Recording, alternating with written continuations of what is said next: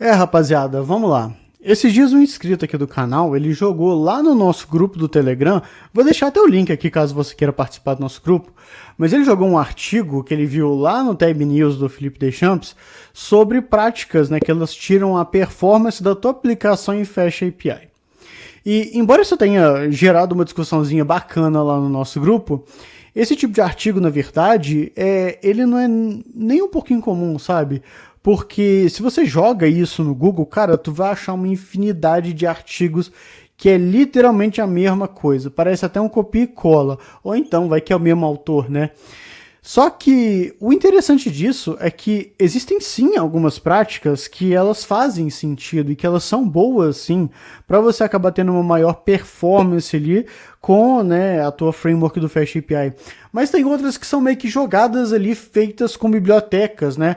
Não é necessariamente o Fast API e muito menos os servidores que tem ali no Fast API. E, na verdade, isso é um bom título, né, para vídeo. Eu quero falar aqui de algumas práticas que realmente ajudam na performance da tua aplicação em Fast API.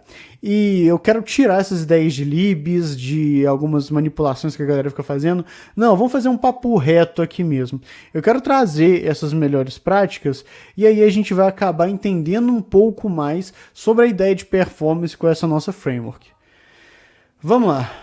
Esse é o nosso quadro Momentos Tech, em que a gente se junta para falar sobre programação, carreira e as tendências do mercado de tecnologia. E um recado rápido, a Tips Code ela é uma parceira do canal Programador Lhama. Então se você quer aprender a programar de uma maneira bem mais simples e resumida, de um modo passo a passo, a Tips Code é o lugar para você. Vou deixar o link deles aqui no comentário fixado para você ver um pouco mais sobre a plataforma e entender toda a metodologia que eles têm. Galera, antes de mais nada, vamos fazer aqui um disclaimer. Porque quando a gente fica falando, né, sobre a ideia de performance e tudo mais, tem alguns detalhes. É o seguinte, quando a gente fala sobre APIs e sistemas realmente que trazem informações para o usuário, galera, o gargalo não está necessariamente na linguagem que você está utilizando e muito menos no framework que você está utilizando. O gargalo mesmo ele vai estar nas comunicações que o seu sistema tem com outros elementos. Por exemplo, bancos de dados, requisições HTTP. O gargalo vai estar totalmente aí. Se você quer se aprofundar um pouco nisso, eu vou recomendar para você um artigo que chama Numbers Every Programmer Should Know. Acho que é de um cara lá do Google, vou deixar o nome dele aqui, em que ele mostra, na verdade, uma comparação entre algumas operações, por exemplo, de execução ali de CPU e memória RAM, né, que é medida em nanosegundos, e outras de requisições HTTP que você pega ali na margem de milissegundos. Então, é uma diferença realmente grande. A ideia, na verdade, é que você tem algumas jogadas ali que fazem sentido, mas não é necessariamente o gargalo que pode ser na tua aplicação. Se você pega até mesmo uma ferramenta que chama Tech Empower, cara, ela faz ali alguns benchmarks e você consegue colocar, né, e setar algumas configurações. Se você coloca um ORM no meio da aplicação, você vai notar que ele vai ganhar uma latência, né, vai ter mais tempo ali no retorno de uma informação. Isso é normal, isso é tranquilo. Eu quero mostrar aqui que, na verdade, algumas situações relacionadas a trocas de dados e I/O são muito mais preocupantes do que ficar mexendo na linguagem ou no framework. Então tome essas medidas que eu vou falar aqui do Fast API como, por exemplo, para casos bem necessários ou até mesmo como uma curiosidade que você pode ter no seu dia a dia. O primeiro caso de uma boa prática que você tem que ter ali com a sua API em Fast API para ganhar uma certa performance, essa daqui é clássica, é mexer mais com elementos assíncronos. O que eu quero dizer com isso? Quando você faz alguma coisa relacionada a rotas síncronas no Fast API, você pode ter elementos que se bloqueiam, ou seja, uma linha de código de baixo, um procedimento de baixo, ele vai necessitar do término do de cima. Se você usa assincronismo, você consegue deixar esses elementos de forma independente. Então, dessa forma, você tem realmente uma performance muito maior ali no teu projeto. Hoje o Python ele ganhou uma atmosfera, ganhou um ecossistema muito bom assíncrono. Então realmente é recomendável com que você tente, por exemplo, utilizar o SQLite ou então o SQL Alchemy de forma assíncrona, que você tente utilizar, por exemplo, ferramentas de forma assíncrona.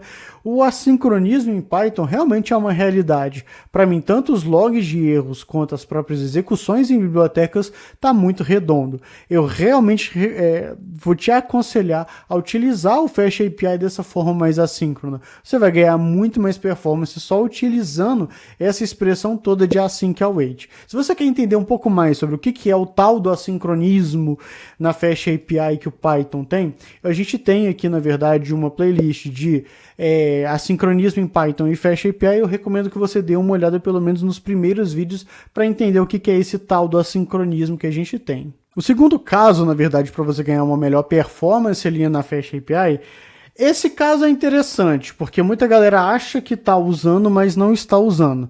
É você utilizar o UV Loop, que é uma espécie de loop de eventos, né, mais otimizado. Ele utiliza ali o Cython, né, uma implementação em si ali do Python, e ele também é baseado no libuv, que é realmente uma biblioteca muito utilizada no Node.js para fazer o loop de eventos dele. E muitas pessoas podem perguntar o seguinte: ah, Rafa, mas eu já uso esse negócio. Quando eu faço ali, olha, pip install unicorn, eu já estou colocando esse cara no meu projeto, eu não estou não? Então, a verdade é que você não está colocando. Quando você utiliza essa instalação padrão, né, do Unicorn, o que você está fazendo ali é levantando o teu servidor, mas por baixo você vai acabar utilizando o Async.io. É uma espécie de outro loop de eventos, né, um pouco mais standard, mais padrão do Python, para que você tenha ali a sua aplicação rodando com o assincronismo.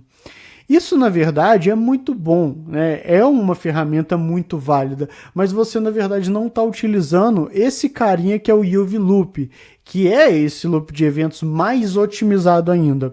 Em comparação, o UV Loop ele chega a ser entre 4 e 5 vezes o mais rápido e mais performático que o Async.io do Python. Mas aí que está a diferença. Para você acabar colocando ele no teu projeto, né, de Fast API e tudo mais, é só você, na verdade, fazer a instalação dessa forma.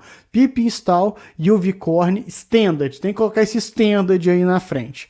E aí sim, você vai acabar colocando, né, o UV Loop, que é esse loop de eventos, e também outros elementos, como por exemplo o HTTP Tools, que ele faz um parser ali interessante da sua requisição HTTP com um pouco mais de performance. Então você vai ter essas ferramentas já incorporadas ali no teu loop de eventos. E aí, na verdade, no teu servidor, né? Só que aí você pode se perguntar: ah, Rafa, mas por que os caras não colocam isso, já que é muito mais benéfico para a aplicação, né? Então, aí a gente entra no primeiro detalhe. O UV Loop, ele funciona muito bem em sistemas que eles são Unix-like, ou seja, não funciona tão bem assim, na verdade ele nem funciona em sistemas Windows.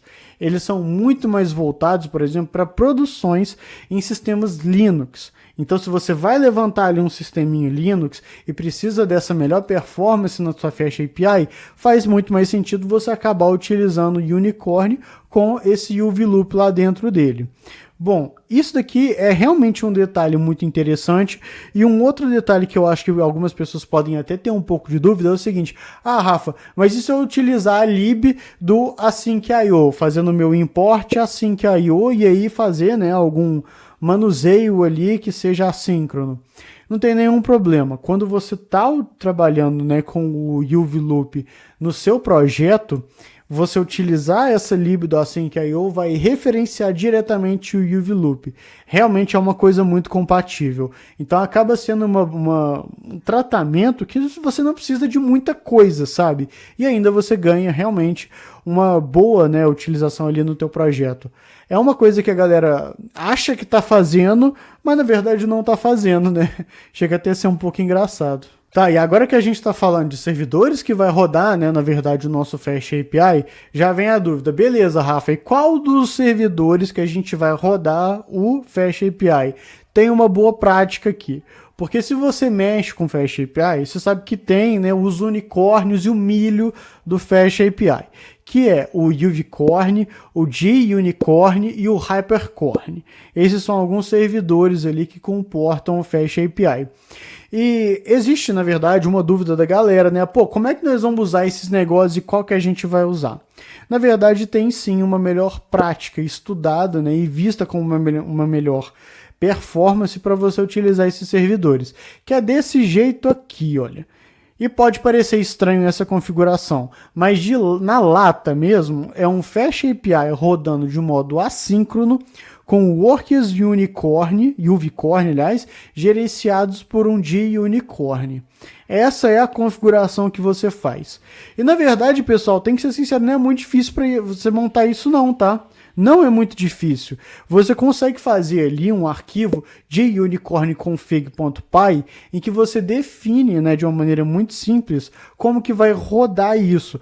É o JUnicorn que vai estar meio que argumentando, né, fazendo uma espécie de load balance ali para workers que vão estar funcionando em Uvicorn. Isso é uma coisa muito interessante mesmo da gente acabar utilizando. Por estudos, você vê que essa é a melhor prática realmente feita, né? E aí, uma dúvida que a galera pode ter é o seguinte: Rafa, nesse caso, você está falando de deixar workers ali rodando, né, o Uvicorn, beleza. Mas qual que é a quantidade de workers que eu tenho que utilizar? Então, na verdade, tem um cálculo para isso.